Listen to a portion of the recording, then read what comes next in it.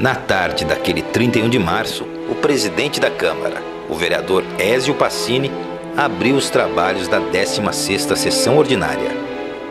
No pequeno expediente, Judite Mazella Moura, a primeira parlamentar a levantar a bandeira anticomunista na cidade, discursou sobre a reunião cívica feminina, por ela organizada, que alertou as senhoras da sociedade taubatiana sobre os perigos do comunismo que rondava o país. Para Judite, Jango era o maior culpado. Alguma noite anterior ao 31 de março, que eu não me lembro exatamente, tá? Que naquela época telefone já era uma coisa assim do outro mundo, né? E que ligaram em casa e eles foram chamados para uma reunião de alguns cidadãos. Então ela fez uma marcha contra os comunistas. Não tinha lugar que não fizesse agitação. No campo, na cidade, em toda parte. Aqui a agitação era forte. Taubaté é uma cidade meio tranquila, mas o negócio era forte. Marcaram aí uma marcha da família para ver. Foi um negócio que...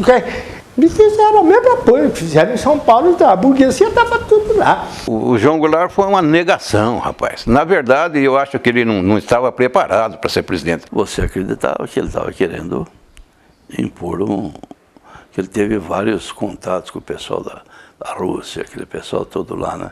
E a equipe dele era do pessoal todos comunistas, né? Todos comunistas. Os caras, a Revolução veio e cortou.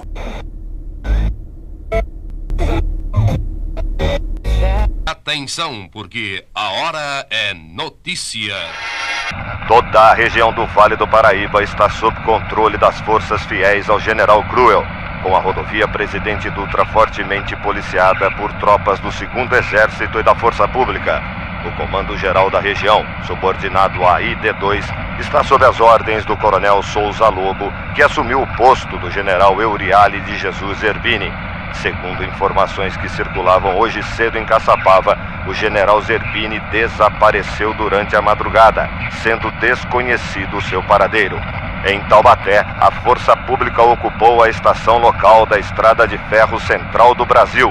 E em Pindamonhangaba, o 2º Batalhão de Engenharia tomou conta militarmente da cidade, instalando ninhos de metralhadora. Pela rodovia Presidente Dutra, seguiram em direção ao Rio 10 carros de combate leves do Regimento Anhanguera, sabendo-se que por via férrea segue também todo o 1º Batalhão de Carros de Combate Leve com sede em Campinas.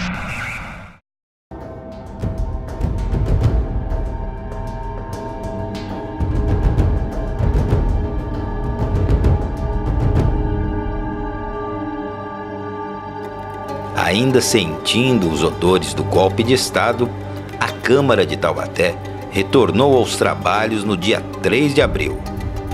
O principal assunto discutido no plenário foi a manchete trazida pelo jornal A Tribuna: Comunistas no Executivo e Legislativo. Reportagem trazia uma denúncia feita por Oswaldo Abirachede. Ele acusava o prefeito Jurê Guizar, o vice Milton de Alvarenga Peixoto e o vereador Renato Feres de serem agentes da União Soviética infiltrados para transformar Taubaté num satélite do comunismo. E deixei claro que eu não temia nada. Eu sempre fui um homem que nunca temeu nada e ninguém. Vários vereadores foram me defender. Vários deles, inclusive o Emilieto Marino, que era presidente da Câmara. Entendeu? Foi para a tribuna, me defendeu. Depois mais uns 2 ou 3 foram para a tribuna e me defenderam. O Ézio Pacini, que era muito ligado à Revolução, que ele vinha do Adhemar de Barros, que ele tinha certeza que eu não era comunista. A Tribuna era um dos poucos jornais que, em alguns momentos, publicava esse tipo de conteúdo, de acusação, de confronto, que colocava em xeque a atuação tanto do Executivo quanto do Legislativo. Ela tinha essa audácia um pouco maior, talvez por não depender tanto de ser aliada ao governo para poder se manter economicamente, né?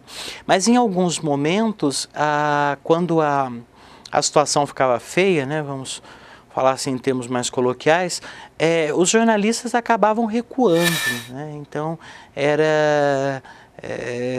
alguns, né, não todos, mas não era comum que fosse muito adiante nas acusações, né? Principalmente porque algumas às vezes não correspondiam bem com o cenário, mas eram fruto de interpretações, às vezes interpretações mal feitas, fatos mal interpretados. O Oswaldo brigou com o Jorê, porque eleito o Jorê, o Oswaldo queria mandar na prefeitura antes de tomar posse.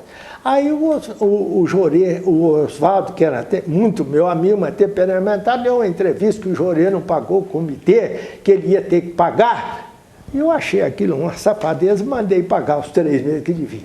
Aí começou esse negócio do Oswaldo, começou aí. Nesse tal negócio do aluguel. Nós éramos contra, nós éramos os grandes adversários. Entendeu?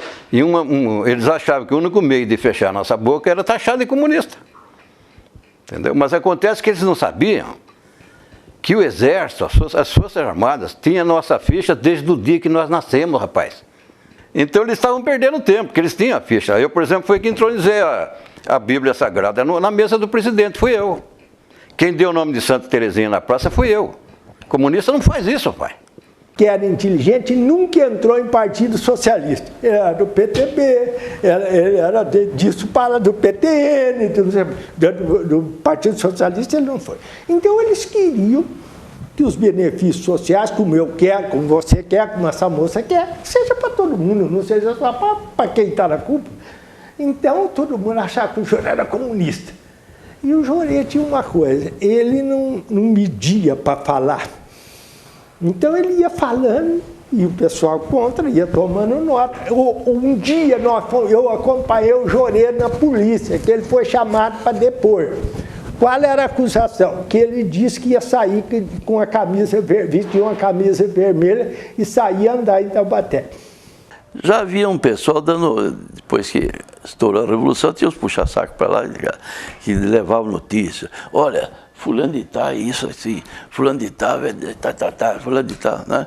Os militares nunca quis cabeça de ninguém. Os militares não tiveram capacidade de discernir horas que pessoas que eles não deviam ter injustiçado. Esse é que é o problema. O militar não tinha nada, nunca ninguém falou, nunca nenhum militar falou em gastar o Jorê. Quem falava era os vereadores na Câmara Leal. Como ato maior de repúdio ao presidente deposto, a Câmara Municipal, agora revolucionária, cassou o título de cidadania taubatiana concedido a João Goulart. Para os vereadores e para grande parte dos taubatianos, era a maneira mais fácil de combater o terror comunista. Nas semanas seguintes, o novo regime se impôs à força.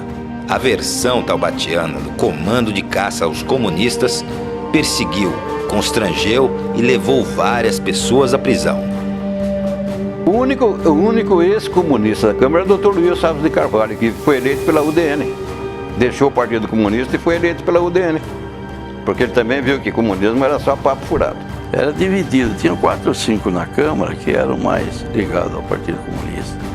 Mas você não sabia até então o que era o comunismo. Eles queriam impor o que no país, ninguém sabia o que queria. Pesadas como chumbo, as atas da Câmara registram, sob o olhar taubatiano, o início da ditadura militar, período que deixou marcas e cicatrizes profundas na história nacional.